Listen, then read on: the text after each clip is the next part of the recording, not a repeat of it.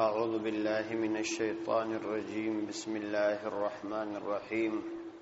ومن الناس من يعجبك قوله في الحياة الدنيا ويشهد الله على ما في قلبه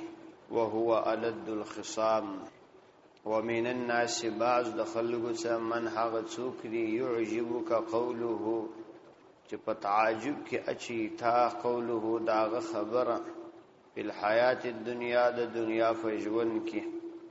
ويشهد الله او دی الله شاهد ګرځي علامه پر هغه په قلبه چې د پزړه کې دي وهو الد الخصام حال دا چې الد الخصام سخت جګړه کوونکی دي دا سورۃ بقره آیات نمبر 204 دی ومن الناس من يعجبك قوله د دې آیات په شان نزول کې یدا واقعا را نقل کړي ده تفسیر ابن کثیر او نور مفسرین یو کسو د بنو ثقيف د قبيلیو اخنس ابن شریق نومېدی دا ډېر بلیغ او فصیح کس په انتهائی لوړه درجه کې منافقو پیغمبر علیه الصلاۃ والسلام ته براتلی نو ظاهرا به ډېری خوږې خبرې کول او فصیح خبرې وکول پیغمبر علیه السلام ته ویل چې ستا په لیدلو مې بس ژوند برابرې چې تا ونه وینم ډېر پریشان یم دغه سي غوړې غوړې خبرې به کول او قسمونه به يم اخسته دعوه د اسلام به کوله وکله چې به د مجلس څخه بیا ولاړ سو نو بیا به د رسول الله صلی الله علیه وسلم سره دښمنی او پمځکه کې فساد خبراوه قسم قسم خبرو باندې به خلق زیرول نو دا آیات کې الله عزوجل دغه کسانو یادونه کوي ومن الناس بعض د خلقو څخه من هغه څوک دی يعجبك قوله په تعجب کې اچي تا قوله د قول یعنی تا ته د فصاحت او بلاغت خوندر کی او تعجب کی دی واچی فی الحیات الدنیا د دنیا په ژوند کې یعنی په د دنیوي ظاهری حالات او د خپل اعتبار د زیاتولو د فاره او یشهد الله الله شاهد جوړوي علامه پر هغه سبانی په قلبه چې د پزړه کې دی یعنی د اسلام پر دعوه باندې قسمونه هم اخی قسم غوښ سړی اخی خو معنا دا کده چې الله تعالی سړی پر دې شاهد ګرځي په خپل باندې قسمونه درته اخی د اعتبار زیاتولو د فار حال دا چې بالکل سخت درواغجن دي وهو الد الخصام فواقی کی انتهائی سخت مخالفت کوونکی دي الد الخصام یعنی په جګړه کې مضبوط او کلک حدیث کې راځي چې تر ټولو بدترین انسان الله تعالی ته هغه څوک دی خلق د شر څخه په تکلیف وي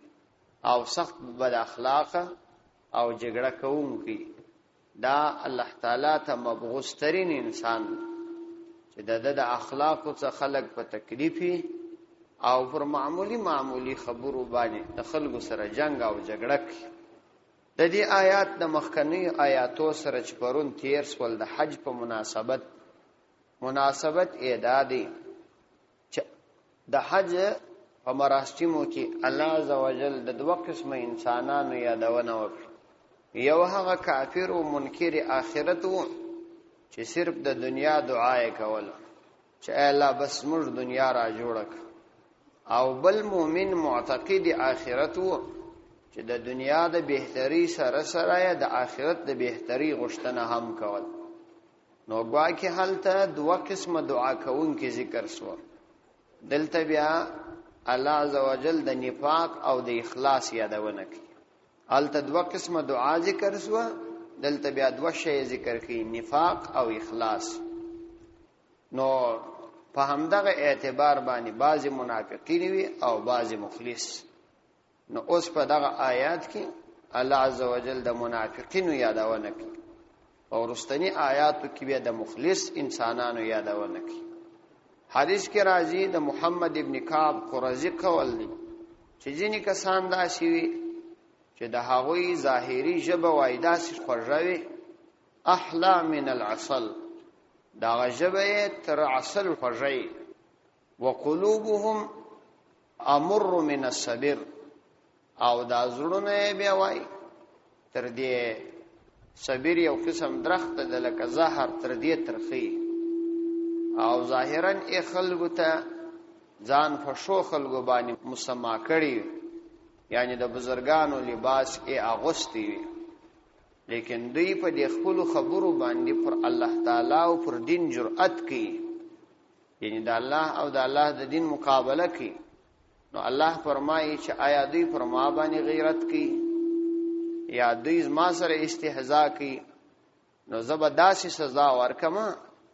چې عاقلان خلق به هم د په سزا کې فکر منوي چې دا څنګه سزا ورکړي دی کې پیغمبر علیه صلوات و سلام د جنو خلقو یادونه کړي د نبی علیه صلوات و سلام په زمانه کې منافقانو کې د لوی منافق عبد الله ابن سلول یا عبد الله ابن ابي ابن سلول دا ابن ابي ابن سلول دواړه باندې یادېش دی وای ډیر لو ژراوه او لنګوټه به هم تړلې او خلک به مجلسو ته مرتلل او خلکو ته به د نبی عليه السلام په مخ کې د نبی عليه السلام صفات هم کاو ځینې کسانو کې اوسم د ازموش په زمانه کې ځینې کسان داسي کته ظاهري د لباس او د زندگی وګوري نو انتهایی د سړی محبت سره پیدا شي لیکن عمل او کاروبار شی بیا سړی وګوري نو د یو ډیر داسي کمزوري سړی چې عقیده هم کمزوري ظاهري شکل هم کمزوري د هغه دینداری لا پر زیات نو دا انسان باید د الله تعالی پر دین سړی وتلی او ټول کړه وړه وګوري دا نه چې ظاهري شکل ته سړی وګوري او بیا خطا وس ډیر خلک ودی کې واقع سوي وهو علد الخصام واذا تولى استاسره مخالفت دمر ډیر دی واذا تولى کله چې واپس ولاړ سي سعى في الارض فس کوشش کی فی الارض پمزکه کې لیفسد فیها د فار د دې پمزکه کې فساد راولي ويهلك الحرث او تباکړي الحرث فصل والنسل نسل والله لا يحب الفساد والله عز وجل لا يحب نخشوي الفساد فساد الله عز وجل فساد نخشي یعنی څنګه چې داستا مخالف دي همداسې د نور مسلمانانو هم مخالف دي نو چې ستاد مجلس د امازي ولاړ شي نو بس پمځکه کې فساد خوري د فساد دوه تاوانی ام فصل تاوانی سي ام نسل تاوانی سي د فصل تاوانی خدا معنا چې د فساد په وجبه الله عزوجل بارانونه بند یعنی د خلکو د فساد عموم راشي او یا خاص د یو چا فصل ته تاوان رسی او نسل دا چې د فساد په وجه هلاکت راشي انسانان قتل نو دا عادت والله لا يحب الفساد الله عز وجل نخشوي الفساد فساد د فساد خبري الله تعالی نخشوي واذا قيل له اتق الله اخذته العزه بالاثم فحسبه جهنم ولبئس المهاد واذا قيل له جكل دل رؤيل سي اتق الله دا الله عز وجل څخه وبېریږه اخذته ونسي دی العزه غرور بالاثم فغناسر فحسبه جهنم کافر دل را جهنم ولبئس المهاد او بد ورتلو زائدي الله فرمایي چې د دې انسان طبيعت دادي چې کله دته د فساد سره سره دا اویل چې د خدای څخه وبېریږي دغه اعمال پرېږ نو د تکبر نور په زیات او د تکبر د په ګناه کې نور زیادت راولي او دا د ځان لپاره عیب بولی چې ولی خلک ما ته وایي چې اتق الله نو دا کس لپاره جهنم کافی دی او د فساد سره سره غرور یې په داسې درجات او لوړه اندازه کې دی وَإِذَا قِيلَ لَهُ اتَّقِ اللَّهَ جِكَلَ أُوَيْلْ سِيدَ لَرَدَ اللَّهِ سَخَ وَبِرِجَ أَخَذَتْهُ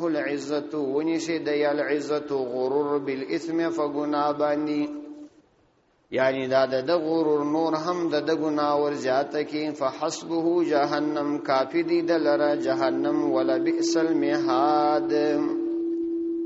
او بد ورتلو ځای دی مهاد د مهد ساخت سید اعلی د آرام او د شوریدلو بعد زنګو تم وای ان بد زنګو ده د دې آیات ارشاد مشتدادی چې د مؤمن باید باطن او ظاهر دواړه وي او په هر حالت کې د الله عزوجل دین تجمن او عقیده ولري مزاج باید داسې نیوي چې د خلکو د خوشاله کولو د پاره خو ځان دیندار معرفي کی او پزړه کې د دې شي اهمیت ني او یا چې کله د رائے او د مزاج مطابق د شریعت فیصله کیږي نو د شریعت څخه راضي او خوشاله لیکن کله چې بیا یو موضوع د شریعت د رائے خلاف راسي نو بیا په هغه صورت کې د شریعت سره مخالفت ځینې کسانو تبعاتونه داسې جوړ کړي الله عزوجل چې د منافقینو صفات په دې قران کې بیان کړي دا خو موږ عقیده ده چې دا قران تر قیامت پورې د تمام انسانانو د پاره نو دې کې دې خبرې ته ښکارا اشاره کوي چې ګوري په هر زمانه کې به انسان د خپل طبيعت د قران د آیاتونو سره عیاري ګوري بیا په ما کې خو به دغه صفات نه کرا پکشي کې نو باید د استکول او زایلولو د پاره خاري وکړم مهنت وک ډیر کسان دا سیدي په خوا کې به هم و چې کله به د مسلمانانو عمومي پړی کړي دا د په ګټه وي کاروبار په ګټه به نو بیا به د دین او د علماو اسلامی نظام شوقیانو کله چې بل شریعت مسائل د کاروبار یا د عزت لپاره ظاهری څه تاوان پیښ دي ولو که په حقیقت کې به تاوان نو بیا به داغه مخالفت کاو او د مخالفت لپاره خو نو بل لار نه و هغه د علماو سره د دیندار خلکو سره به مقابله کوي نو مشتدی ارشاد دادی چې دغه شکارونو سزا نو سات سورۃ المنافقون راواړوي آیات نمبر 1 دا په 28 سپاره کې به ان شاء الله التهم الله عزوجل د دې منافقانو ډیر صفات بیان کړي اذا جاءك المنافقون قالوا نشهد انك لرسول الله ورید دې آیات تفسیر دي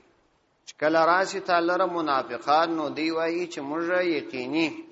شاهدی ادا کوو چې ته د الله رسول یې والله يعلم انك لرسوله الله عزوجل په دې پوهیږي چې د الله رسول دی والله يشهد الله عزوجل شاهدی ادا کوي ان المنافقین لکاذبون چې یقینا منافقان دروغ وایي الله شاهدی ادا کوي چې د الله رسول دی خود دې شاهدیم ادا کوي چې منافقان دروغ وایي اتخذوا ايمانهم جنة دوی نیولې دي ګرځولې دي خپل قسمونه جنن سپر بس دا قسمونه خپل قسمونه دای سپر ګرځولي په همدغه چم باندې ځانونه خلاصي خلکو ته ځانونه مسلمانان معرفي کړي فصدوا عن سبيل الله نو خلق د الله تعالی د لارې منع کړل نو دغه هلاکت دي فساد دي پمځکه کې انهم ساء ما كانوا يعملون یقینا ډیر بد دي هغه څه چې دوی کوي دا ډیره بد خبره ده چې دوی کوي آمنو ثم کفروا ایمان راوړي یعنی ظاهرا ثم کفروا بیا پزړه باندې بیرته کافران سول فتبع على قلوبهم فرزړونه مهر اوالسو وهم لا يفقهون ودي پوهیږم واذا رايتهم او کله چې ته ووینې تعجبك اجسامهم د دې بدنونه تا خندر کی چې لوی خلق دي وای یقول تسمع او کچیر تی خبره کین او تددی خبره اورې تسمع ته غوږنیشته لقولهم د دې قول لره کانهم خشب غوا کې هغوی لرګي دي مسندتن درول سی مضبوط لرګي لوی بدنونه يحسبون كل صيحه عليهم لیکن علامه دا چې هر خبره پر دیوانی پټیږي یحسبون دی ګمان کوي کله صیحه د هر आवाज علیهم پر دی باندې چې فقط یو خبره وای کې دی به پریشانی چې دا ماشي هم العدو نو دا دشمنان دي فاحذرهم د دې څخه ځان اوساته قاتلهم الله الله دې هلاک کی د دې خلکو څخه ځان لري ساته ومن الناس من يشري نفسه ابتغاء مرضات الله والله رؤوف بالعباد. ومن الناس او بعض د خلکو څخه من هغه څوک دی یشری نفسه ابتغاء مرضات الله والله رؤوف بالعباد. ومن الناس بعض د خلکو څخه من هغه څوک دی یشری چې خرڅوي نفسه خپل ځان. یشری دلته په معنا د رانیولو دی. یشری چرانی سی نفسه خپل ځان ابتغاء د پاره د حاصلولو د تلاش مرضات الله د الله د رضا. ابتغاء مرضات الله د الله د رضا فت تلاش لپاره. والله رؤوف بالعباد. والله عز وجل رؤوف انتهائی مهربان دی بالعباد خپل بندگانو باندې. په دې آیات کې بیا د مخلص انسانانو یادونه کوي. لکه مخکنی آیات کې چې الله تعالی د منافقینو یادونه وکړ، دلته بیا د مخلص انسانانو یادونه کوي. د دې آیات شان نزول کې لیکلي دي چې مستدرک حاکم او ابن جریر او مسند ابن ابي حاتم په حواله باندې سندن را نقل کړي دي چې د آیات د صہیب رومی رضی الله عنه په باره کې را نازل شوی. صہیب رومی رضی الله عنه پیغمبر علیه الصلاۃ والسلام باندې یو عاشق صحابي وو. د هجرت څخه د پیغمبر علیه السلام د هجرت وروسته دای په مکه مکرمه کې پاتش، لیکن دای چون کې د روم د علاقې د نشي په وشتلو او د توري په وهلو کې ډیر ماهر وو. نو پیغمبر علیه الصلاۃ والسلام سي د هجرت لپاره څه زمانہ بعد روان شو. کله چې دای د مکه مکرمه څخه د باندې را اوتی، کافرانو یو ډله ورپسې سوله د مشرکان یو ځای کې دای محاصره کړ. نو بیا دای د خپل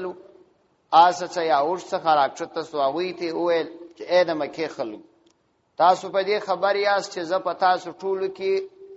په دې غشي کې په نشه وشتلو کې ماهر یم. نو تر څو چې د ازما په ترکش کې څونه غشي را سره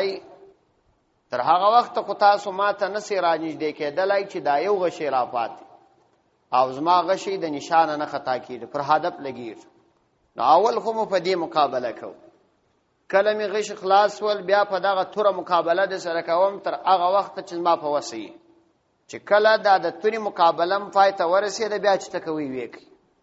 او کتا ځ غواړي د دې په عوض کې یو متبادل لار اختیار کړي. نو زما څه سرمایه په مکه مکرمه کې پراته ده، زه تاسو ته د هغې ادرس درکوم، لاړ شئ هغه واخلئ، زما لاره پرېږدئ، یا دا کار وکړئ یا هغه. نو هغوی په دې راضي سوله. دا د ده د سرمایې ادرس دور وښودی، دی ځینې ولاړې هغه یې هغو ته پرېښود. کله چې راغلی مدینې منورې ته، نو مدینې منورې ته چې راغلی پیغمبر علیه السلام ته واقعه بیان کړه. رسول الله صلی الله علیه وسلم ته دغه آیاتونه را نازل شو چې ځینې داسې مخلص مسلمانان وي چې د الله د رضا د حاصلولو د پاره د خپل ځان رانیسي، یعنی دا چې خپل سرمایه یې ورکړل ځان د کافرانو څخه په دې رانیوي، دومره زیات اخلاص ولري. ځینو نور مفسرینو بیا دغه آیاتونه د حضرت خبیب رضی الله عنه او د هغه د ملګرو په ارتباط باندې لیکلي.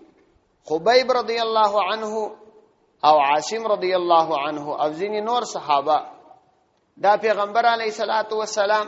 غالبا او کسان و. په دې کې یو صحابي حضرت ابو عاصم دا والله عالم چې ابو عاصم دی که عاصم دی نوم ازمام وسم نه دی یاد. دغه صحابي د دې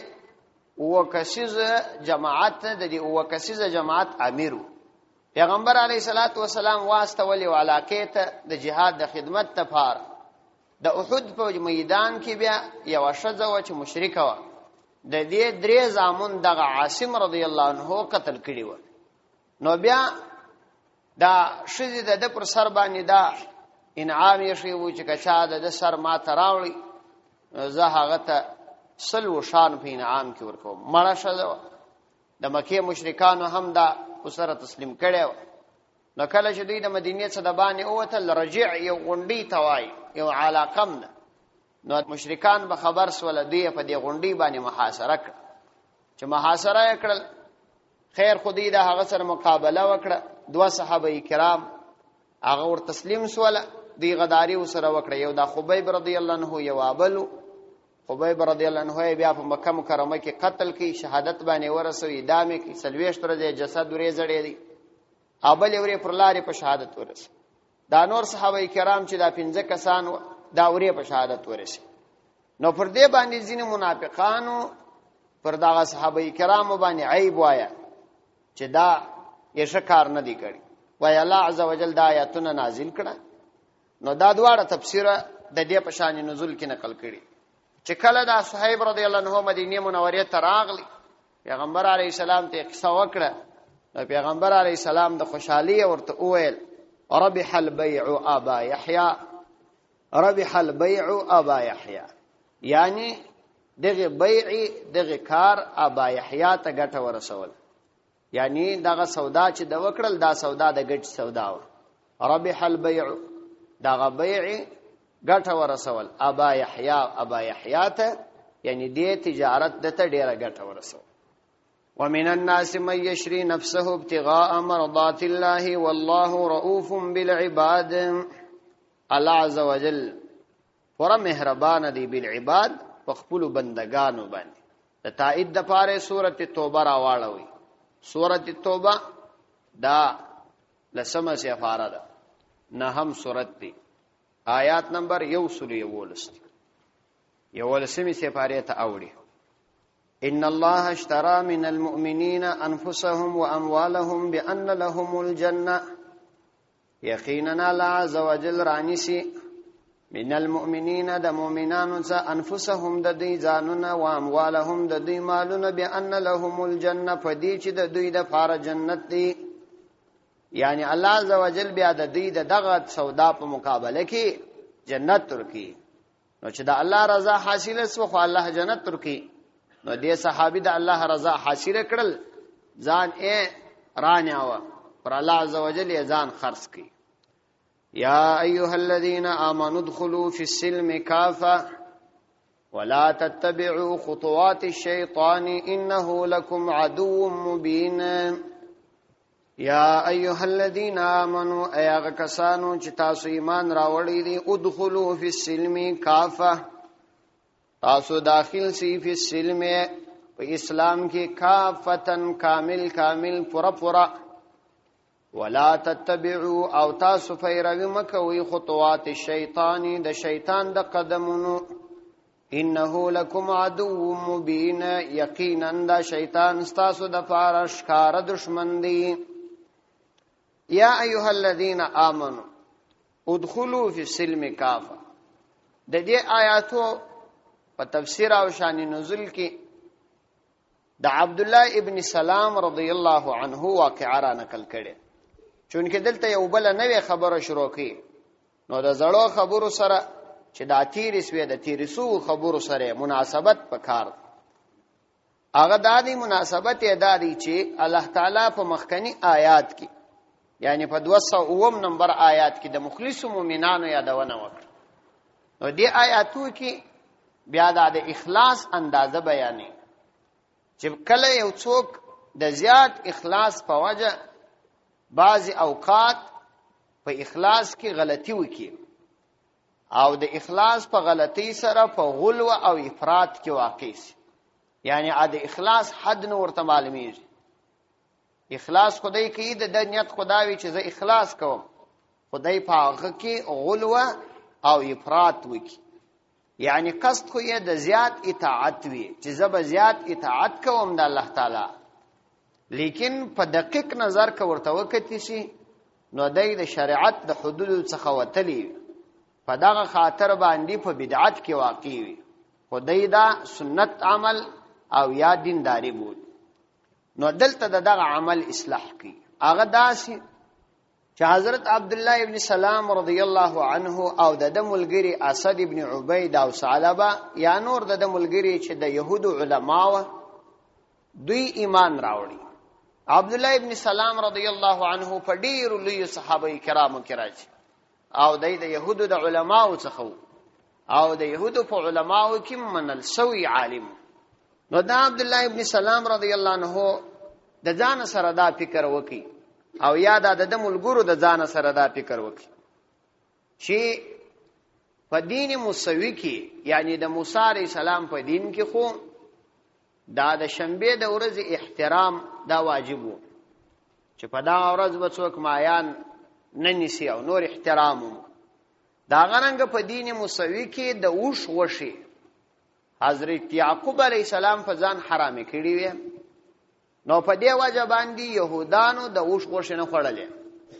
پر یعقوب علیه السلام چې پر ځان حرام کړی وي وجه داغه دا نه و چې هغه د یو شرعي واجبانی و، هغه د کومې مریضۍ په واجبانی د اوښ غوښې نه خوړلې. دوی دا خبره په عامه کړې، نو داغه دواړه کار په دې کې نه کېدل. نو دای را ولاړ شو یا ملګری را ولاړ شو، دا چې وا ملګری را ولاړ شو دا بیا ورسته د دې واجب درته وایم چې یا دای را ولاړ شو یا ملګری. نو دای اویل چې دغه د اوښ غوښې خو په دین موسوي کې حرام دي او په دین محمدي کې خوړل فرض واجب نه دي. دا غرنګ د شنبه د ورځې احترام په دین موسوي کې د موسی علیه السلام په دین کې واجب دي او په دین محمدي کې د شنبه د ورځې به احترامي فرض او واجب نه ده. نو کچېری زرا ولاړ سم د هغه ورځې احترام کوم، نو په دې دین کې خو نه يم په دې امر چې به احترامي وکړه، نو هم به په دې دین عمل کړي او هم به په هغه کړي. په دین موسوي کې د اوښ غوښې خوړل حرام دي، په دین محمدي کې خوړل فرض واجب نه دي. نو کې ونه خورم څه پروا لري، فرض واجب خو نه دی را باندې. نو یې فدا خاطر باندې چې هغه دین باندې مې عمل کړي، په دې دین باندې مې عمل کړي، په دې خاطر باندې قرار د دغه دوه شانو احترام کاوه. الله عزوجل دا آیاتونه نازل کړل چې دا دین نه دی، دا دین نه دی. ګوري د دې څخه یو ډېر لوی ضابطه راوځي، یواري ترجمه ته غوږ ونیسي، ورسته پر هغه باندې تفسیری خبره کوي ان شاء الله. یا ایها الذین آمنوا ای د ایمان خاوندانو ادخلوا فی السلم کافه،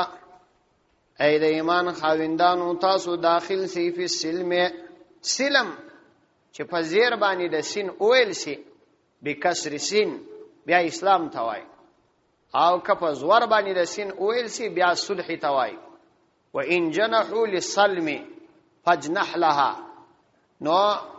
دلته بیا اسلام جن مراد تاسو داخل سی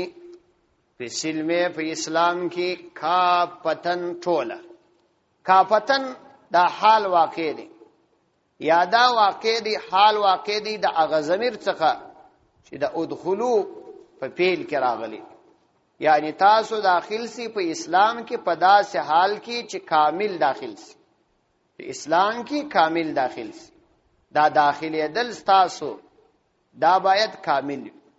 مطلب دا چې اسلام ته سړی ور داخليږي ته دا فکر وکړه چې اسلام یو کوټه ده، نو چې ور داخلي ده کامل ور داخل شي. دا ستا دخول باید اسلام ته کامل وي، سارا څخه تر نو کپري باید ته اسلام ته داخل شوی. دا څنګه چې سر دې اسلام د باندې وي نور بدن دې ور داخل کړي، شی دې اسلام د باندې نور بدن دې ور داخل کړي. مطلب دا د سر څخه تر نو کا ټول وجود اسلام ته ور داخل کړي، د اسلام په چوکاټ کې ځان واچو. کدر اسلام دا ستاده وجود لږ راوتی هغه ځای قطع کړه، ځکه هغه د اسلام تر غالب وتلی نه، د اسلام په غالب کې ځان داخل. یو مطلب یې دا دی. دوم مطلب یې دا دی چې دا کاپتن به حال واقع وي د سلمڅه، یعنی تاسو داخل سی و اسلام ته په داسې حال کې چې دا اسلام کامل وي. څه مطلب؟ یعنی د اسلام ټول شعبه دا عمل کی، کاغه سیاست دی، کاغه معاملات دی، کاغه معاشرت دی، کاغه عبادات دی، کاغه کورنۍ زندگی ده، کده باندې زندگی ده، دا ټول د اسلام ده کامل کی. نو یادا چې تګر کامل ور داخل څه دا په هغه صورت کې چې کاپتن حال واقع سي د ادخلوا د ضمیر څه، او که کاپتن حال واقع کې د سلم څه بیانو دا چې د اسلام ټولي شعبې دا تسلیم کړ، دا ټولي قبول کړ. مطلب د دواړو تقریبا یو راوځي. نو دې کې دا دوه خبرې راغلي. مطلب یې دام سو چې خپل ځان هم کامل په اسلام کې داخل کړ، او دا مطلب یې هم سو چې د اسلام ټولي شعبې عملي کړ. که حکومت دی امر اسلام د اصول مطابق وچلو، کستا د کور ژوند دی امه د اسلام مطابق وچلو، کدی د باندې ژوند دی امه د اسلام مطابق وچلو، کدی معاشره ده د خلکو سره د گزاره د امه د اسلام مطابق وک، او کدی معاملات دي، کدی عبادات دي، کدی اخلاق دي، امه د اسلام مطابق وک. ولا تتبعوا او د داسې خیالاتو کې مل ویږي چې هغه د شیطان په ګټي. ولا تتبعوا خطوات الشیطان، نو تاسو پیروي مکوئ د قدمونو د شیطان، یعنی داسې مکیږي چې څه د يهودیت رعایت وکړي او څه بیا د دین محمدي. تاسو تابعداري د شیطان د قدمونو مکوئ. انه لکم عدو مبین، یقینا دا شیطان ستاسو د پاره عدو مبین، ښکاره دشمن دی چې داسې لاره به درته وښیي چې ظاهرا به دین معلومیږي خو په حقیقت کې به د دین خلاف وي. نو د شیطان تابعداري او پیروي مکوئ. پر دې باندې اوس دا یو مسله راغله چې سړی باید په دې فکر کې د همیشه د پاره چې کوم شی په اسلام کې د هغه شریعت په اسلام کې ضروری نه وي، ته په اسلام کې رعایت د دین په حیث کې، نو دا بیا حرام عمل دی، دا بدعت دی. لکه دلته چې الله تعالی د عبد الله ابن سلام رضی الله عنه دغه عمل یا د ملګرو دا عمل منع دی. دا د ملګرو می ځکه وویل چې ځینې روایتو دا خبره په ځینو تفاسیرو کې دا خبره د عبد الله ابن سلام رضی الله عنه په باره کې کمزوري بلل. او عبد الله ابن سلام رضی الله عنه انتهایی لوی عالم وو، بیا چې کله د نبی کریم علیه السلام دین یې قبول کی، دا دین هم دا چې کامل زده وو، ځکه هغه د وخت څخه عالم وو. نو د هغه په مزاج کې دا کار کول دا مناسب هغه نه معلومیږي چې دومره لوی صحابي دا کار وکړي، ځکه نو ځینې کسان دا د ملګری یادي دی نه یادي. بهر تقدیر یو مسله دار اوتل چې کوم شی ته شریعت د احترام په نظر نه کتلی، نه د عدم احترام په نظر وته کتلی، یعنی نه شریعت د هغه شریعت کې خیال ساتي او نه شریعت د هغه خیال نه ساتي، یعنی دواړو کې برابر دي. کچا د هغه شی خیال د دین په خاطر باندې وساتي نو دا بدعت بلل کیږي. یاو دومره مسله دا ده په یو شي کې شوالی او بدوالی، په یو شي کې شوالی او بدوالی دا شریعت اجدي. که شریعت یو شی شوبلی شدي، که شریعت شبللی نو د سړی په عقل هغه شی شنه بلل کیږي. ولو که یو څوک را ولاړ شي په خپل مزاج هغه شی شوبو. د دې مثال درته وایم، یو سړی برا ولاړیږي د لمانځه څخه لږ مخکې به پر نبی علیه الصلاۃ والسلام باندې درود وایي. دغه درود ویل په دغه وخت کې کدی د دین څخه بولی چې په دغه وخت کې نوګه کې ثواب لري، ځکه د لمانځه وخت دی خلک به متوجي کیږي. کدی په دغه نیت باندې دا درود دلته وایي، دغه درود ویل د بدعت دی. یعنی اوس خو دغه درود په نفس ځان کې خو شکار دی، شریعت ته امرم کړی دی، خدا چې ترا ولاړ سولې په دغه وخت پرې دی خاص کی او ستا په فکر دی دغه وخت د شوادي اوبولي، دا منع دی، دا بنکه. په ځینو علاقو کې د اذان نه مخکې درود وایي، هغه درودم په غلطه طریقه باندې وایي، نو دا بدعت جایز نه ده، ځکه چې دی شی ته شوالی تا ثابت کی، تب شی ته شوالی نه ثابت دی. دا یو مسله. بل دا چې په یو شی کې فضیلت د ثواب ډیروالی او لږوالی، چې په دې کې به ډیر ثواب وي، په دې کې به لږ ثواب وي. دا لږوالی د ثواب او ډیروالی د ثواب دا شریعت تعینه، دا خلق نشي تعینولی. د نبی کریم علیه الصلاۃ والسلام د وفات نه وروسته چې کوم ثواب په کوم شي کې بیان شوی، زموږ د اصول کتابونه دا لیکي، د امام ابو حنیفه رحمه الله د مذهب د اصول کتابونه د فقه د اصول، هغه وایي کداس یو حدیث راغلی د صحابي داس یو قول راغلی چې عقل نه تسلیماوه، کده صحابي داس یو قول راغلی چې عقل نه تسلیماوه. مثلا یو صحابي وویل چې په دې پلانې دعا کې دونه ثواب دی، نو وای موږ وایو چې دا خو صحابي دی، صحابي خو دا خبره د نبی عليه السلام څاورېدلې ده ولو کدی د نبی عليه السلام نوم نه یادي نو موږ دا د نبی عليه السلام قول بولو ځکه صحابه ټول عادلان لیکن ورسته دا خبره بیا د چانه معتبرو چې دا سه خبره وي چې عقل یې نه تسلیم نو په یو شي کې فضیلت د ثواب زیادت او کمبود دا ک نبی کریم علیه السلام بیان کړي شدي کنه نه راځي د مثال په توګه زی مثال درته پیغمبر علیه السلام فرمای چې الحمدلله دا د هر مرض علاج پیغمبر علیه الصلاۃ والسلام فرمای قل هو الله درې واره د قران کریم اندازه ثواب که سړی راولاړ سی بل صورت هم شروع کی وای داغه معنی ده هغه کې دا ثواب ثابتې دا نه ثابتې ولی چې پیغمبر علی السلام په کوم شي کې فضیلت بیان کړي هغه کې ستا هغه فضیلت بیا په بل شي کې نشته پیغمبر علی السلام د عاشورې د ورځې فضیلت بیان کړي خپل یې نیولې اوس قبل سړی راولاړ شي بل ورځ بیا د ځان انتخاب کې د اعتبار نه او نبی کریم علیه الصلاۃ والسلام صحابه کرام سخت دي چې منع کول د جمعې ورځ ګور سید الایام ده افضل د ورځو لیکن پیغمبر علیه السلام په دغه ورځ باندې تنها روزنه ول منع کړو یا د ورځ به روزه نه نیسي نو د جمعې په ورځ روزه یوازې نیول دا مکروه څوک به نه نیسي ولی وای چې خلک د ځان دلته ثواب ثابت نه کی نو دغه رقم چې کم شي کې ثواب او فضیلت شریعت معتبر کړي نه کې تا د زیادت نظر درلودلی دغه د زیادت خبره غلطه او یا تر ولاړ شي لازمی بوله د لزوم خبره غلطه هغه شی پر خپل حال باندې پریږد کته په خپل حال باندې پریر شو دی وې دي کې دا منع نه دي زه مثال درته وایم دولسمه په ورځ باندې خیرات کول یو سړی راولاړي رپسه حلالي کله د غرض دا وی چې په نور ورځو کې رخصتي نه نن رخصتي د پسه حلالو یا پلار ته یا مور ته یا ځان ته یا نبی کریم علیه السلام ته ثواب بخشم په دې کې هیڅ منع نشته دا روا دي ځکه د عام ورځو یو ورځ د تخیرات کې بل وخت نه فارغ نن فارغ شي خو کې په دې نیت باندې کې چې په دغه ورځ باندې پر دې خیرات کې زیات ثواب دی په نسبت تر نور ورځو دا ثابت خبر نه ولی د ثواب د زیادت لپاره دا ضروری ده چې ته دلیل لري د نبی علی السلام څخه راغلی او د نبی علی السلام څخه نه دی راغلی نه د نبی علی السلام په عمل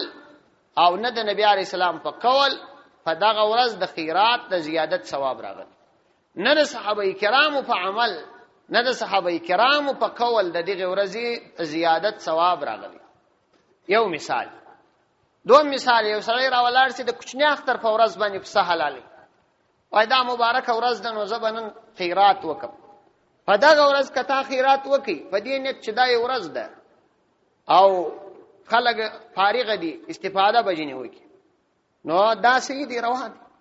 کته په دې نیت باندې د کوچنی اختر په ورځ خیرات کوي چې تر نور ورځو به په دغه ورځ ثواب ډیری او دغه درجات ثواب لري دا به منع ها په دې خاطر به طبعا ثواب الله زیات درکې خلک فارغ دي ډیر فقرا او مسکینان به په ماړ شي یا به علمانو شي کرام په وشي پر دې خو سيري ولې دې کې اړ یو کار زیات لیکن کته د دې عقیده لري چې په دغه ورځ باندې ثواب زیات دي تر نور ورځو دا بیا سيري د دې خیرات په ارتباط مطلب دا دی چې په شریعت کې چې کوم شی لازمی نه وي کته لازمی وولي دا منع دي لازمی به نه وولي په کوم شي کې چې شوالی شریعت نه راوستري تبه د ځان شوالی نو سره ثابت عام طور چې څنګه هغه شیخ د پدې کې منع نه درغله ټول شان د شریعت داسې نو دغه آیاتونه د دې د پاره یو عمومي قاعده چنانچه مفتی محمد شفیع صاحب لیکلي دي چې د دې قاعده څخه خلکو ته ډیر مسائل په لاس ورځي چې کم شی په شریعت کې معتبر نه تاسو به نه معتبر پیغمبر علی السلام به چلمنز کاوه نو کله بدل مانزه د فراغت ورسته و طرف تتلی کله بل طرف تتلی وای دا د دې د فارتلی دا د حدیث شارحین وای چې امت ته دا په ذهن کې ورکی چې دا یو طرف تتل لازمي نه دي دا سني چې تاسو بیا بار دا یو طرف ته زی او دا عبادت کو په شریعت کې چې یو شی ټینګ سوی نه ته به نه ټینګ بس ځینی کسان په دغه ځای کې په ډیر غلطي کې واقع دي یو شی په شریعت کې نه مضبوط او هغه لازمي نه وي دی پر خلکو لازم کی دا د بدعت علامه هغه وخت ده کچيري یو سړی دا کار نه کاوه نور بد پر ویل بس دا د بدعت اثر کې بد نه پر ویل یو څوک کوي یو څوک نه کوي بیا نه دی منع هیڅ نه دی منع لیکن په دا خاطر باندې چې پر چا بد ویل پر نه کوونکې بیا دا بدعت ګرځي د دې څخه ځان ساتل پکار وَإِن زَلَلْتُم مِّن بَعْدِ مَا جَاءَتْكُمُ الْبَيِّنَاتُ فَاعْلَمُوا أَنَّ اللَّهَ عَزِيزٌ حَكِيمٌ فَإِن زَلَلْتُم كَثِيرَ تاسو وشوي د لاس من بعد ما جاءتكم البينات ورست تر دې چې تاسو تراغل البينات واضح دلائل فَاعْلَمُوا نفوسي أَنَّ اللَّهَ چې یقینا الله عز وجل عزیز حکیم غالب دی حکیم د حکمت خاوند دی وَإِن زَلَلْتُمْ كَثِيرَ تاسو وشوي د لاس من بعد ما جاءتكم البينات د دې صراط مستقیم څخه ورسته تر هغه چې تاسو ته واضح دلایل هم راغلل احکامات د شریعت او د اسلام راغلل فعلمون تاسو فوسی ان الله چې یقینا الله عز وجل عزیز غالب دی یعنی سخت سزا در کولای شي او کچيري فورا الله عز وجل تاسو ته سزا درنکي نو په دوکه کې ځانو نه ما چوي ځکه چې حکیم د حکمت خاوند دی کېدای شي د مصلحت او حکمت په خاطر به تاسو ته سزا مؤخره کړي وي ځنډولې وي هل ينظرون الا ان ياتيهم الله في ظلل من الغمام والملائكه وقضي الامر والى الله ترجع الامور هل ينظرون دوی انتظار نکوي الا ان ياتيهم الله مگر دا شراتګو کې دوی لره الله عز وجل في ظلل من الغمام دورزي پسایو کې والملائکه ملائکه وقضي الامر او فیصلسی الامر کار والى الله يوازي الله عز وجل لره ترجع الامور غرزول کیږي کارونه هل ينظرون دا د الله د عذاب د یادونی خبره کوي چې د الله تعالی عذاب راتلل یقیني دي او دا راځي البته راتلل د الله تعالی تر حکمت پوری او د الله تعالی تر حکم او امر پوری متوجي دي او د آخرت ورځ ته مؤخر دي چې د آخرت په ورځ به الله عز وجل ملائکه علیهم السلام به ورسره د ورځي قسم صائبي په دې کې به الله دلاکې فرازي او د انسانانو تر مابین به فیصله کوي دا الله عز وجل د ورځي فسایو کې راتلل دا د متشابهات څخه دي یعنی دا د هغه شعانو څخه دي چې د امت د علماو د خوا په دي کې بحث او مباحثه کول او د دې څېړل منع دي څنګه چې د الله تعالی د ذات ادراک انسان نشي کوي دغه چې د الله تعالی د صفاتو د الله تعالی د حرکات او ادراک هم څوک نشي کوي د انسانانو تر عقل لوړ دي نو دا بس مشابهات څنګه چې د الله عز وجل اراده ده بس پراغز مر ایمان دي حقیقت الله ته معلوم هل ينظرون نغوري دا خلق الا ياتيهم الله مگر دا چې راشي الله عز وجل دوی لره فی ظلل من الغمام پسایو کې پسایوانو کې من الغمام ظلل سایو تم وای دا سایوان ته هم ذله وای سایوانونو معنا يم دلته ځینو مفسرینو کړي فسایوانونو کې من الغمام د ورزي والملائکه ملائکه د سزا د فاره وقضي الامر او امر فیصله سي یعنی خبره فیصله سي یعنی د دوی هغه وخت ام ښکار سي چې د دوی د فاره سزا ده او په دا وخت کې به دوی دا کوشش کوي چې دا د حق خبره ومني لیکن دا وخت منل نو مقبول نه دي ځکه چې د مقبولیت وخت او هغه وخت دوی نه مني اوس چې ومني د مقبولیت وخت یې وإلى الله يوازي الله عز وجل را ترجع الامور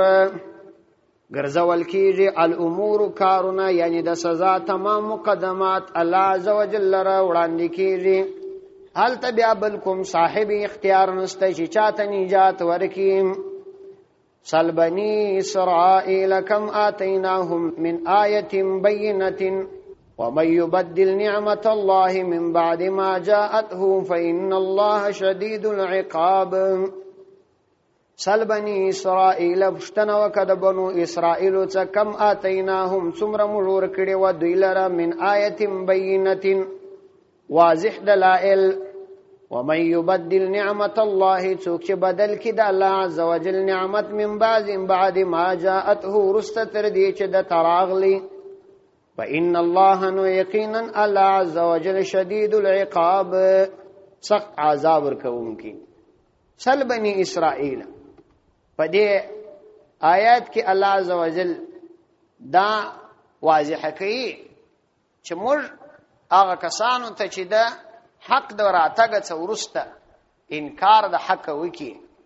او مخالفت د حق وکي هغه ته سزا ورکړو. نو مخکې خو دا قاعده بیان کړه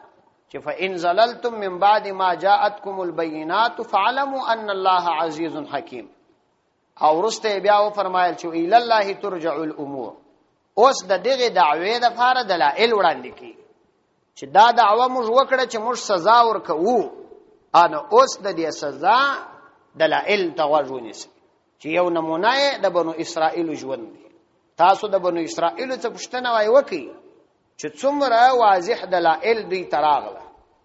لیکن دوی د الله تعالی د نعمت بدل کی. نو بیا الله عز وجل څنګه شدید عذاب ورکي. تاسو دا د دې ژوند ته وګورئ. نو مخکنی آیاتو کې د واضح دلایل یادونه وکړل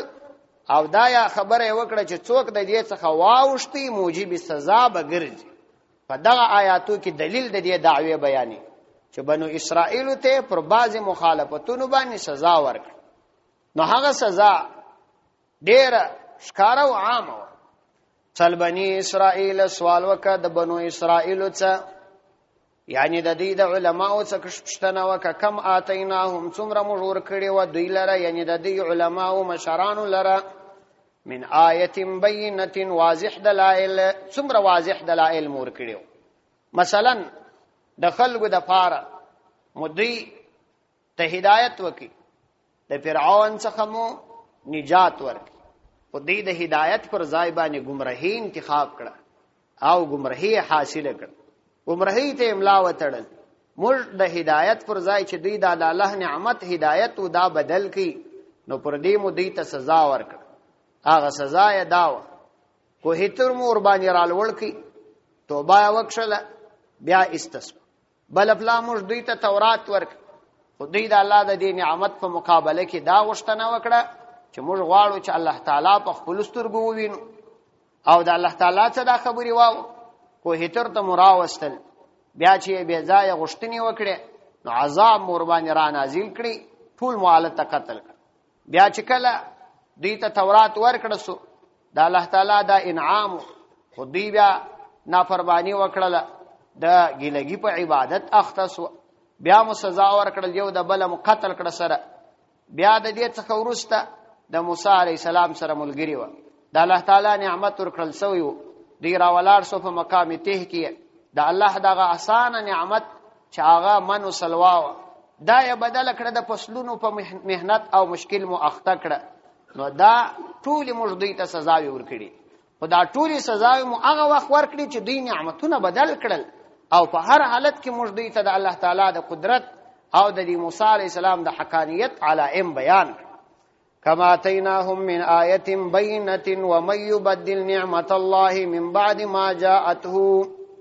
اوس قاعده او قانون بیانې چې دا زموږ قانون دی. ومن يبدل نعمة الله، څوک چې د الله عز وجل نعمت بدل کی، یعنی واضح دلائل بدل کی، من بعد ما جاءته رست تر هغه چې دا واضح دلائل ورته راغلل او پر ځای د دې هدایت گمراهی قبول کړي، گمراهی واخلي، نو الله عز وجل بس سزا ورکوي او الله ته دا کارګران ندي. فإن الله شدید العقاب، یقینا الله عز وجل سخت عذاب ورکوونکی دی دغه شخص ته چې د الله نعمت بدل کی. د تایید د پاره راواړوي سورته ابراهیم آیات نمبر 28. سورته ابراهیم به ان شاء الله العزیز په 13مه سپاره کې. ألم تر إلى الذين بدلوا نعمة الله كفرا وحلوا قومهم دار البوار. ألم تر آياتان لكتلي للذين أغكسانوا تبدلوا چاغوي بدل کی نعمت الله د الله تعالی نعمت کفرا فکفر باندې، یعنی د پیغمبر علی السلام د نبوت او د هغه د رسالت باندې د ایمان راوړلو پر ځای پر خپل په خواني دین باندې کلک ودرېدل. واحلوا او داخل کی قومهم خپل قوم دار البوار و د هلاکت وکورت. الله عز وجل او فرمایل چې الله شدید العقاب دی. دلته د شدید العقاب تفسیر کی چې هغه د هلاکت کور دی جهنم، دا د هلاکت کور جهنم دی، یصلونها دوی به ور داخليږي، وبئس القرار او بد ورتلو ځای دی، بد ورتلو ځای چې الته سړی قرار نشي. زين للذين كفروا الحياة الدنيا ويسخرون من الذين آمنوا والذين اتقوا فوقهم يوم القيامة والله يرزق من يشاء بغير حساب. زين للذين شایسته کړل سول للذين هغه کسانو لره کفرو چاغوي منکر و د آخرت الحیات الدنیا د دنیا ژوند، ويسخرون او دوی مسخريه کوي من الذين فهغه کسانو باندې امنو چې ایمان راوړی دي، والذین اتقوا هغه کسان چې تقوا یې اختیار کړی د دیندار دي، فوقهم لوړ بوي تر دوی یوم القیامه د قیامت په ورځ باندې. والله الله عز وجل يرزق رزق کوي من هغه چاته یشاء چې وې غواړي بغیر حساب به حساب. د دې آیاتو د مخکې آیاتو سره ربط داري چې دغه کسانو چې د حق دلائل او نشانات ورته راغل او د حق پر ځای گمراهی انتخاب کړ او بیا د الله د عذاب مستحق وګرځیدل. د دې علت څه شو؟ الله عز وجل په دې آیاتونو کې د دې علت بیان چې د حق څخه د مخالفت علت هغه د مال سره محبت وو، نو په دا خاطر باندې دوی ته د دنیا ژوند مزین کړل سوی وو، شایسته سوی وو. نو هغه خلک چې دیندار وو دا هغه مقابله یې کول، هغه د خپل ځان او د خپل کار په مقابله کې خند بلل، بیا هغه باندې مسخره او ټوکی کول. زین للذین کفروا شایسته کړل سوی دی للذین هغه کسانو لره کفروا چې هغه کافرانو الحیات الدنیا د دنیا ژوند، یعنی دوی ته د دنیا ژوند شایسته کړل سوی او په هم دی وجه ويسخرون من الذين آمنوا مسخره کوي من الذين فهغه کسانو باندې آمنو چې ایمان راوړی دي، هغه کسانو چې ایمان راوړی دي په هغه باندې مسخره کوي. یعنی د دوی د حق سره د مخالفت اکثری علت، یعنی علت اکثریه چې اکثر وخت کوم علت د مخالفت د حق سره د دوی سره ښکارا کیږي هغه د دنیا سره محبت دی، او د دې دنیا سره د محبت د آثارو څخه یو اثر او علامت دا ده چې دوی به د اهل دین تحقیر کوي، ځکه چې د دنیا غلبه راشي او د سړي د دنیا سره محبت او شوق ډیر وي، نو لا محاله د دین طلب بیا څوک نه کوي، بلکې دین د خپل دنیوي اغراض خلاف ویني او د دین ترک کوي. او بل دا چې هغه خلک چې د دین پابند خلک وي، طالبان دین وي، پر هغه باندې استهزاء او خندا کوي. چنانچه بعضی د يهودو علماو او د يهودو رئیسانو او د مشرکانو جاهلانو په غریب مسلمانانو باندې مسخره کوي او دا معامله به وسره کوي چې په دغه آیاتو کې دغه خلکو حال الله عزوجل بیانوي. نو په هم دی واجبانی ويسخرون من الذين امنوا دوی مسخره کوي من الذين فاغ کسانو باندې امنو چې ایمان یې راوړی دي. کوم خلکو چې به ایمان راوړی او پراوی به دوی مسخره کوله، ځکه چې طالبان دین د دوی په سترګو کې خند و او د دوی د دنیوي ترقی مخه یې نیول. والذین اتقوا فوقهم الله فیصله بیانوي چې هغه کسان اتقوا چې هغوی تقوا اختیار کړي و متقیان و فوقهم لوړبوي تر دوی یوم القیامت د قیامت په ورځ باندې د حالت او درجات په حیثیت به در دوی لوړوي، ځکه کفار په جهنم کې دي او جهنم دا لاندې دي، او اهل جنت یعنی دا متقیان او مؤمنان به ایمان خاوندان به دا په جنت کې او په جنت کې چې دی اوسې جنت تر جهنم لوړ دي، ځکه چې د جهنم طبقات لاندې دي، د جهنم اری طبقه ته درکه وای درکه او د جنت طبقات ته به درجات وای. نو ځکه الله عزوجل فرمای ان المنافقین فی درک اسفل من النار، یعنی منافقان د جهنم په هغه ټول لاندې درجه کې دي. درجات د جهنم ته دغه عربی کې یا په قرآنی اصطلاح کې درکات وای او یوې ته درکه وای، او د جنت هغه ته بیا درجات یوې ته درجه وای. والله يرزق من يشاء بغیر حساب، او انسان ته محض پر خپل معاشي وسعت باندې مغرور کېدل پکار نه دي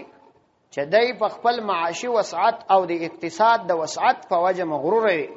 بلکې دته دا پکار نه ده. والله الا عز وجل يرزق رزق کوي من هغه چاته یشاء چې خوشي بغیر حساب، بغیر حساب یعنی په کثرت سری ورکی. د بغیر حساب امام قرطبي درې معناوي کړي او ابو سعید هم د دې څو معناوي کړي. یا دا معنا چې ډیر ورکی، دا خو اشکاره معنا، یا دا چې بلا مهنت الله تعالی ګټي ورکی،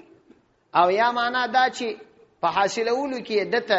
د لږ ډیر برکت واچي، هغه کې ژوندۍ پراخه وي. نو اوس د دې مطلب داسو چې الله عزوجل یو چاته چې زړه وغواړي به حساب مال ورکی، خداغه د مال ډیروالی د دې مدار پر قسمت او نصیب باندې دی. یعنی د یو چا نصیب او قسمت دا وی چې الله تعالی ډیر مال ورکی، دا د کمال او مقبولیت علامه نه ده. د مال ډیروالی دا د کمال او د مقبولیت علامه نه ده، بلکې دا د نصیب او قسمت خبره ده. چې کوم څوک شمالدار وي دا معنا نه ده چې هغه بنو د الله تعالی په دربار کې معزز او د لوړې درجه خاوندان وي، داسې نه ده، بلکې کمال او مقبولیت دا د الله تعالی په دین کې دي. تر ټولو عزتمن انسان هغه څوک دی چې الله تعالی ورته عزتمن او معزز وایي، او الله تعالی هغه چاته معزز وایي چې هغه د په دین باندې کامل ژوندۍ برابر کړي. نو صرف د دنیا په خاطر باندې ځان عزتمن ګڼل او نور خلق خوار او ذلیل ګڼل دا بیوقوفي او حماقت دی. نو والله الله عز وجل يرزق رزق کوي من هغه چاته یشاء چې وی غواړي بغیر حساب، بغیر حساب. كان الناس امه واحده فبعث الله النبيين مبشرين ومنذرين وانزل معهم الكتاب بالحق ليحكم بين الناس فيما اختلفوا فيه وما اختلف فيه إلا الذين أوتوه من بعد ما جاءتهم البينات بغيا بينهم. كان الناس وخلق أمة واحدة يو أمة فبعثه الله نوراول جل عز وجل النبيين أنبياء عليهم السلام مبشرين نذير وركونك ومنذرين او بیرونك وانزل معهم الكتاب بالحق او راو نازل کړل د دې سره کتابونه په حق سره ليحكم د فارد دي چې فیصلو کې بین الناس د خلکو تر ما بین په ما په هغه کې اختلافو فيه چې د دوی په هغه کې اختلاف وو. کان الناس امه واحده د دې آیات هم د مخکنی آیات سره مناسبت دادي، لکه څنګه چې په مخکنی آیات کې الله عزوجل او فرمایل چې د خلکو د حق څخه د مخالفت او د انکار عمده علت هغه د مال او د جاه او د منصب سره محبت. د سړی سره چې د دې محبت پیدا سي چې بس زما دي شهرت وي، زما دي عزت وي، بیا دا ټول شرعي حدود ماته، ځکه د ځان د عزت په خاطر باندې دا نه غواړي چې نور خلک دې ترقی وکړي. او یا د مال سره محبت پیدا سو بیا د حرام او حلال فکر نه کی، یا د منصب محبت سره پیدا سو د جاه او منصب محبت چې دام د شهرت محبت دی، دا ډیره لویه تباهی راولي. نو د هغه علت په تعقیب باندې دا دوم علت تفصیلی بیانې هغه دا چې ټول خلک یو امت و. کان الناس امه واحده، یعنی دا خلک ټول یو امت و. بیا ورسته په دې خلکو کې اختلاف راغی، ورسته اختلاف پیدا کړ. دا ټول خلک یو امت و. دوی خبرې دي په کومه زمانه کې یو امت و او دا یووالی یو پچ، یعنی اتحاد و پچ شي او دا اتحاد په کومه زمانه کې و. په دې کې د مفسرینو اقوال مختلف دي. دا مخکې آیات کې د حضرت علی رضی الله عنه یو حدیث را صفات سو هغه بدرته وایم. امخ کې آیات کې چې الله تعالی فرمایي چې ويسخرون من الذين امنوا، چې دا خلک بیا پر او خلکو باندې چې ایماندار دي مسخري کوي. حضرت علی رضی الله عنه وايي چې ما د نبی کریم علیه السلام څخه واوریدل صلی الله علیه وسلم چې کوم څوک پر کوم مؤمن نر او یا ښځه باندې د فقر او مسکنت په خاطر باندې وخاندي او استهزاء ور باندې وکړي، نو الله عز وجل به د دواړو جهانو د اولینو او آخرینو انسانانو په مخ کې حاضر کی او د ټول کائنات په مخ کې به الله ذلیل او خوار کی. او که کوم څوک پر یو نر یا ښځه مؤمن باندې تهمت ولګي، عیب ور باندې ولګي، دا څه خبره پسې وتړي چې په هغه کې نه، الله عزوجل به د قیامت په ورځ باندې وای د اور پر یو غونډي باندې ودري، او تر هغه وخت پورې وایي چې په خپل خپل باندې د خپل ځان درواغ ثابت کړي چې دا ما درواغ ویل، په دې سړي کې دا نه. دا امام قرطبي رحمه الله په تفسیر قرطبي کې دا حدیث را نقل کړي. کان الناس امه واحده، دا امت یو امت. په دې کې د مفسرینو درې قسم اقوال راغلي. یو قول دا دی چې دا مراد ورڅخه هغه عهد د الستو عهد دی چې الله عزوجل د انسانان د حضرت آدم علیه السلام د ملاد څخه د سورکی انرژي په شکل پیدا کړ. په دغه وخت کې ټول ته الله عزوجل و فرمایل چې الستو بربکم، زستاسو رب نیم. دوی ټول وویل چې هو ته زموږ رب. دا هغه عهد الستو دی چې په هغه زمانه کې دا ټول انسانان دا پر یو خبره و. معلومه سوال چې اتحاد دلته په عقیده کې وو، یعنی د ګرد یو عقیده او یو نظریه و چې هغه د توحید عقیده، ځکه الته ټول توحید پر عقیده و. نو د دې څخه معلومه سوال چې کان الناس امه واحده، یعنی دا امت چې متحد وو په عقیده کې متحد وو، دا نه چې د قوم او د ژبې او د دې په لحاظ متحد وو، د ژبې او د قوم په لحاظ خو نه وو متحد، خو د عقیده په لحاظ متحد. دا قول د حضرت ابی ابن زید قول چې مراد د دې څخه د عهد الستو. دوم قول د حضرت عبد الله ابن عباس رضی الله عنه چې دا اتحاد فی العقیده او مسلک دی، او زمانه د حضرت آدم علیه السلام زمانه و چې د آدم علیه السلام په زمانه کې دغه د توحید عقیده د په ټول اولادونو کې و، په استثناء د قابل چې مؤمن وای وو. البته د آدم علیه السلام نافرمانی وکړه چې د حقیقت کې د الله تعالی نافرمانی. دا زمانه تر حضرت ادریس علیه السلام تر زمانی پورې وای ټول برابر زمانہ، یعنی ټول کسان پر توحید باندې و، د توحید په عقیده باندې. نو اتحاد په توحید او مسلک او زمانه د آدم علیه السلام. دا قول د حضرت عبد الله ابن عباس رضی الله عنهما دی. دریم قول به د جن نور مفسرینو دی، هغه به وایي چې دا د حضرت نوح علیه السلام هغه زمانه ده چې نوح علیه السلام شرع وکړه او د اوبو په ذریعه او په خاطر الله عزوجل د اوبو په سبب ټول کافران هلاک کړه. یوازې هغه اتیا یا دو اتیا کسان علی اختلاف الروایات چې په کشتی کې پاته و، هغه کسان دغه هغه یو ټولی و چې په عقیده او مسلک کې متحد و. دغه مراد خو تفسیر مظهری لیکي چې دا درې سره خبرې شي. په دا درو سره زمانو کې خلق پر یو عقیده راغلي دي، ورسته خلکو اختلاف پیدا کړي. اختلاف اول د مزاج رالی، قرار اختلاف په اعمالو کې رالی، قرار اختلاف په عقایدو کې رالی. چې په خلکو کې اختلاف پیدا شو، الله عزوجل د اختلاف د حل لپاره انبیاء علیهم السلام راولي. د انبیاء علیهم السلام سره کتابونه راواستول چې د دې خلکو تر مابین فیصله وکړي. ځکه طبعا چې کله خلک په اختلاف کې راشي، یو عقیده خپل کې، بل عقیده خپل کې، په دې دوه کې به یو حق راځي. نو کتابو دا فیصله نه کول چې دواړه راغوښتل کښینولې فیصله کول، بلکې کتاب هغه حق ښکارا کول چې حق خبره ده، بس دا فیصله دا چې چا بیا منل نه منل خو جلا خبره. نو کتاب دا فیصله وکړه، پیغمبر دا فیصله وکړه. اوس نو دلته د قران کریم ترتیب داسې دی، دا ما مخکې درته ویلي چې قران کریم د قصو کتاب نه دی. قران کریم هغه خبره نقل کوي چې ورته ضرورت دی، کله خبره په مابین کې پریږدي. لکه د حضرت یوسف علیه السلام مبارک فرمای، تاسو راواړوي سورۃ یوسف په دا غځای مبارک شسم سره خلاص.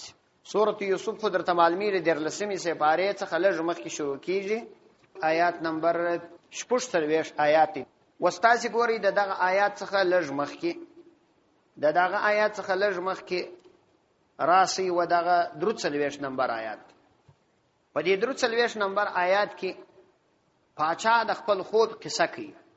چې پاچا خوب لیدلی دی. وقال الملك پاچا اویل انی ارى سبع بقرات زوینما او غیان سمان چاغ دي یاکلهن سبع عجاف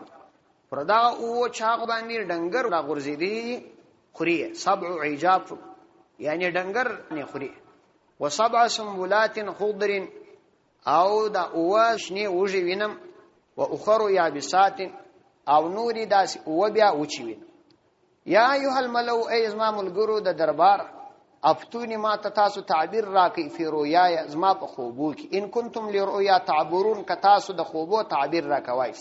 فغور تویل چې موږ نه سور کولای دا اسی شیطانی خیالات ته تراغلی دي دا خبره وکړه وقال الذي نجا منهما هغه کس چې په هغه محبس کې د سره بندي وو ادوه کسان چې د خوب تعبیر ور کړی یو د دې دوه څخه ورته وویل انو هغه چې نجات پیدا کړی وذكر بعد امه د ډیر زمانه ورسته خبر ور په یاد شو هغه ورته ونبئکم بتاویله فارسلون نو زه تاسو ته د دې خوب تعبیر درکوم ما واستوي ورسته کیسه قران کریم پرېږدي چې پاچانو اجازت ورکړي دی ولاړی دا خبرې ټول پاتې شوه بس خبره د کم ځای شروع کی یوسف ایها الصدیق یوسف علیہ السلام ای زما ملګری ای دوست ابتنا فی سبع بقرات د او ویانو په ارتباط باندې فتوا راک دا په مابین کې چې د باچا سه اجازت اخی او بیا راځي او محبس ته او په محبس کې د هغه سره یواري تعارف کوي چې زه هغه کس وم چې استا سره می وخت تیر کی دا ګرد خبرې ګور دلته پاتې شوه خبره بالکل د هغه ځای شروع کی چې هغه ضرورت دی ورته په مابین کې دا ټوله قصه پریږدي ولې قران تاریخي کتاب نه دی د دې ځای به تاسو وفهموي چې په مابین کې هغه ټوله خبرې سوي دي په مابین کې هغه ټوله پیښه سوي ده چې داسې باچا اجازت ورکړي د داسې ولاړی هغه سره تعارف وسو دغه ټوله خبرې په مابین کې خپل د سړي په فهم کې راځي اوس دا ځای چې مو فهماوه نو دلته دا تاسو فهموای شي نو الله فرمای کان الناس امه واحده دا امت دا یو امت یعنی یو زمانه دا شو چې دا امت یو امت فبعث الله راولجل الله تعالی النبیین انبیاء وسدا خبره په مابین کې پرې شو دل سوال چې دین بیا خپل په مابین کې اختلاف وکي مختلف عقیده جوړې شوې هغه خبره قران پرې شه فبعث الله النبیین الله انبیاء را واستو په مابین کې چې پیښې سوي دي هغه پاتې شوې ځکه هغه د مخاطب ذهن تخپل ورزي نو د سړی په ذهن کې بیا دا نه ورزي چې د قران کریم په مقصد پوسی نو دا سوال نو سره پیدا کیږي چې آیا انبیا د اختلاف د لپاره راغله چې کان امه واحده دا امت یو امت بیا په بعث الله را واسطه ولا الله عز وجل انبیا یعنی اختلاف نو بیا د انبیا په وجه راغله که ظاهری تور ته سړی وګوري مطلب یې دا راوځي نو لا محاله به سړی د قران کریم هغه اسلوب چې د قران کریم اسلوب دی دا طریقه ده دا بس دکی بیانو د قران کریم په معنا باندې سر خلاصي او که فوران دغه ترجمه د بل آیات ترجمه څخه شروع کی بار سړی په ذهن کې دا ورځي چې اختلاف خونه لکه چې د انبیاء په خاطر راغلي الان کې انبیاء علیهم السلام خو د اختلاف د فار نه راتل نو هغه مقصد دلته ټوله پرې شو دل کېږي هغه د مخاطب په ذهن کې خپل ورځي هغه خبره چې مقصودی دا شروع کیږي د دې د فار چې د امت ټول یو امت په سورۃ الانبیاء راوالوي سورۃ الانبیاء په ولسمه سپاره کې آیات نمبر 2 دی ان هذه امتكم امه واحده دا غستاسی امت دا یو امت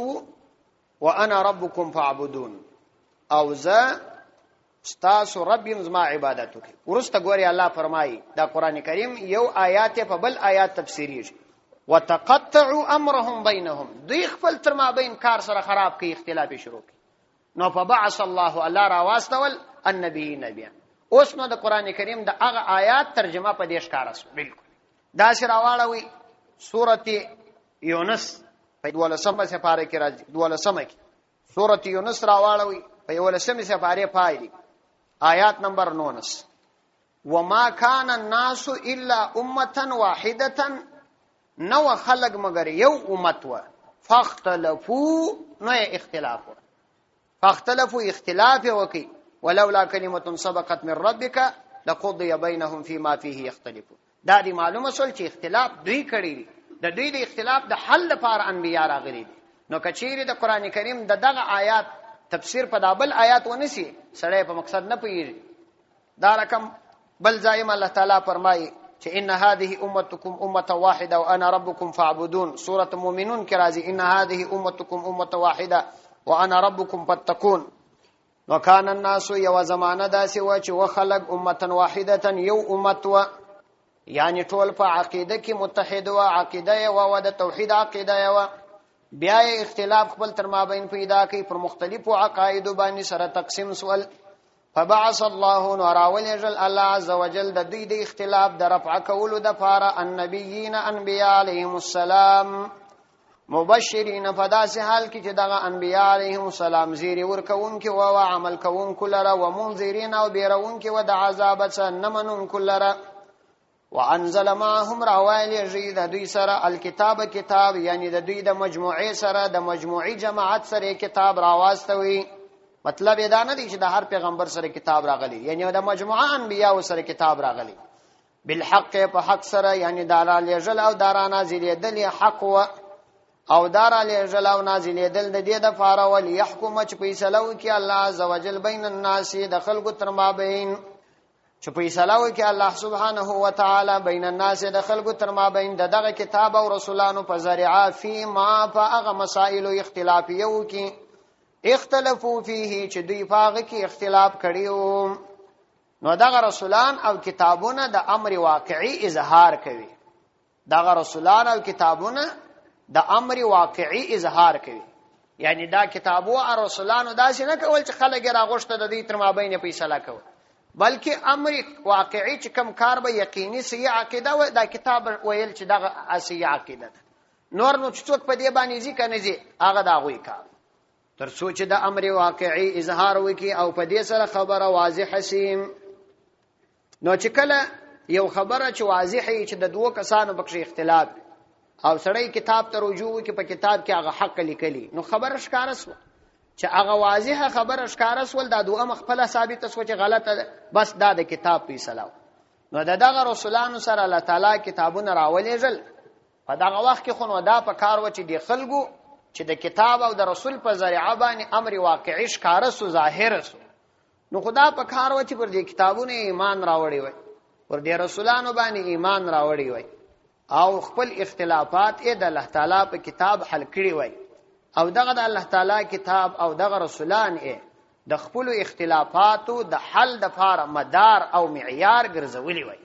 خدای د دې پر ځای باندې چې د رسولانو او د کتابونو خبره تسلیم کړي، اختلاف یې شروع کړي، عقیدوي مقابله یې وکړه. نو الله فرمایي ومختلف فيه، نو اختلاف ونه کوي په دغه امر واقعي په اظهار کې الا الذين اوتوه، مگر هغه کسانو اوتوه چاغوي ته دا کتاب ورکړل شوی او هغه په دې کې اختلاف. مطلب دا چې دا انبیاء علیهم السلام چې دا کتابونه راوړل، نو اول هغه خلک د دې کتاب مخاطب ګرځي چې په پیږي، یعنی دا علما او اهل علم اهل فن اول د دې کتاب مخاطب ګرځي. ولی اول د وارخ علما د دې دین مخاطب دي، بیا د علماو په ذریعہ د دین عوام ترازی. نو د دې کتاب مخاطبین خو اول اهل فهم او اهل علم، اول دی اهل فهم او دی اهل علم د دې رسولانو او د دې انبیاء مخالفت وکړي. نو الله فرمایي ومختلف فيه، اختلاف ونه کوي په دې کتابو کې په دغه امر ظاهري او امر واقعي کې الا الذين، مگر هغه کسان اوتوه چاغوي ته دا کتاب ورکړل شوی وو. یعنی اولا اهل علم او اهل فهم په دې کې اختلاف وکړي ځکه چاول مخاطب هم دی و من بعد ما جاءتهم البينات، ورست تر دې چراغله و دوی لره البينات واضح دلائل. یعنی دا اختلاف هم په داسې وخت کې وکړي جاءتهم البينات چراغله و دوی لره بینات واضح دلائل. دا دلائل هم دوی تراغلی و خبرم شور تشکار سي او شوم په پوسي و بیا یې اختلاف وکړي. ولی وکړي الله عز وجل وجه فرمایي وای وجه صرف دا و بغيا بينهم، بغيا د وجه د حسد بينهم د دوی تر مابین چې حسد وکاو، یعنی دغه انبیاء ترقی دا د دوی پر د انبیاء باندې نه پیرزو کېدل، ځکه په دې وجه خو بیا دغه خلق انبیاء تورتل او مسله په انبیاء حلول، مشکل په انبیاء حلاوه، انو خدای د عزت او شهرت او د کارل وی دي خلق بیا د ته نه ورتل، نو د انبیاء سره حسد شروع کی. د حسد په خاطر باندې او حسد چې سړی کوي د همدغه حب مال او حب جاه او حب منصب په خاطر کوي، چې د منصب سره د سره محبت وي، د شهرت سره محبت وي، د مال سره محبت وي، نو د بل چا ترقی نه خوښه. کله دې سره محبت نه وي نو سړی بیا ولې د بل ترقی نه غواړي؟ نو الله عزوجل فرمایي وجه صرف داوا چې بغیم بینهم، حسد بینهم د دوی تر مابین، یعنی دغه حب مال او حب جاوه د هغه مخکنی علت تفصیل بیان، لیکن دا اختلاف و دوی ته تاوان وکي. کوم خلکو چې پر انبیاء علیهم السلام ایمان راوړي هغه ته تاوان نه کړي. نو الله فرمایي فهد الله الذين امنوا لما اختلفوا فيه من الحق باذنه والله يهدي من يشاء الى صراط مستقيم. فهد الله نو هدایت وکي الله عز وجل الذين اغكسان لرا امنوا چاغو ایمان راوړیو لما اختلفوا د هغه خبرو اختلافو فيه چې دوی پاغه کې اختلاف کړي وو من الحق د حق هدایت ورته وکي، یعنی دغه خبرې چې د دوی پکې اختلاف وو په دغه مختلف فيه خبرو کې چې حق خبره وا الله عزوجل مؤمنانو ته دغه خبرې هدایت وکي او مؤمنان پاغه باندې پوک. فهد الله نو د دوی اختلاف مؤمنانو ته موزر تمام نسو. فهد الله نو هدایت وکي الله عز وجل الذين اغه کسانو لرا امنو چاغوی ایمان راوړیو لما پاغه خبرو کې اختلافو فيه چې دوی پاغه کې اختلاف درلودي دي مؤمنانو ته د چی هدایت وکي من الحق د حق خبر هدایت ورته وکي باذنه په خپل اذن او حکم سره چاغه د حق خبر هدایت نو پر کتابونو او رسولانو ایمان راوړل او ایمان ور باندې راوړل بس په دې کې دوی ته الله عز وجل هدایت وکي. او دا الله عز وجل ته آسان ده چې چاته هدایت کی چاته نه کی. والله يهدي من يشاء الى صراط مستقيم. والله الله عز وجل يهدي هدایت کی من هغه چاته یشاء چې وي غواړي الى صراط مستقيم و برابر لارې ته چې چاته الله عز وجل غواړي نو برابر لارې ته هدایت ورته وکي. پدې کې وسه او مسله دا راغله، دا مسله په دې کې علماو بیان کړي ده او ډیره بهترینه مسله ده چې الله عز وجل همیشه د دې انسانانو د پاره د دوی د مرزونو د علاج د پاره یو نسخه راستوه. د آدم علی السلام څخه ورسته چې په خلکو کې اختلاف راغلی نو دا یو مرض وو. د دې مرض د علاج د پاره به بیا د وخت مطابق یو نسخه ورکول کېدل چې پلانې دوا او پلانې پرهیز پایده کی. نو دا هغه زمانه پیغمبر به ورته راغلی، دا پیغمبر به ډاکټر او حکیم هغه به د دې علاج کاوه او دوی ته به نسخه ورشودل چې دا دغه پلانی شي ته پرهیز وکړي. خو بیا به چې زمانه تیر رسول بیا به په دې خلکو کې یو بل مرض پیدا شي، بیا به بل پیغمبر الله عز وجل ورته راوستوي هغه به بیا علاج وکړي، بیا به یو بل مرض پکښ پیدا شي، بیا به بل پیغمبر ورته راوستوي علاج به وکړي. دا سلسله را روانه و در خاتم النبیین صلی الله علیه وسلم. د خاتم النبیین صلی الله علیه وسلم په ذریعہ باندې الله د ټول امت د مرض علاج د قران کریم نسخه وشو چې دا داسې نسخه ده چې نه بل علاج تا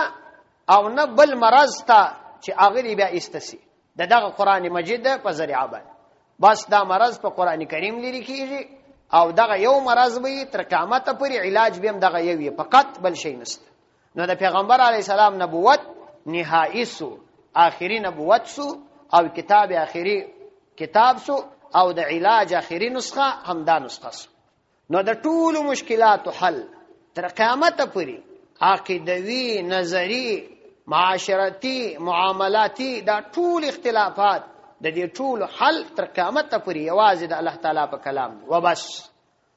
ام حسبتم ان تدخلوا الجنة ولما يأتكم مثل الذين خلوا من قبلكم مستهم البأساء والضراء وزلزلوا حتى يقول الرسول والذين آمنوا معه متى نصر الله ألا إن نصر الله قريب. ام حسبتم آیاتاسو گمان کړی دي ان تدخلوا الجنة چې تاسو به داخلي و جنت ولما يأتيكم او نبوي راغلی تاسو لرا مثل الذين مثال دا هغه کسانو خلو من قبلكم چې تاسو نمخ کې تیر سوي و مستهم البأساء رشیدنی و هغوی لرا البأساء تنگی و ضراء تکالیف و مصیبتنا و زلزلوا او هغوی لرزول سوي و حتی یقول الرسول ترداس اندازې چې ویل به پیغمبر چې دا هغه زمانه پیغمبر به ویل والذین آمنوا معه او هغه کسانو چې د سره ایمان راوړي او متا نصر الله کله دی د الله عزوجل نصرت الا خبردار ان نصر الله قریب یقینا د الله عزوجل نصرت نږدې دی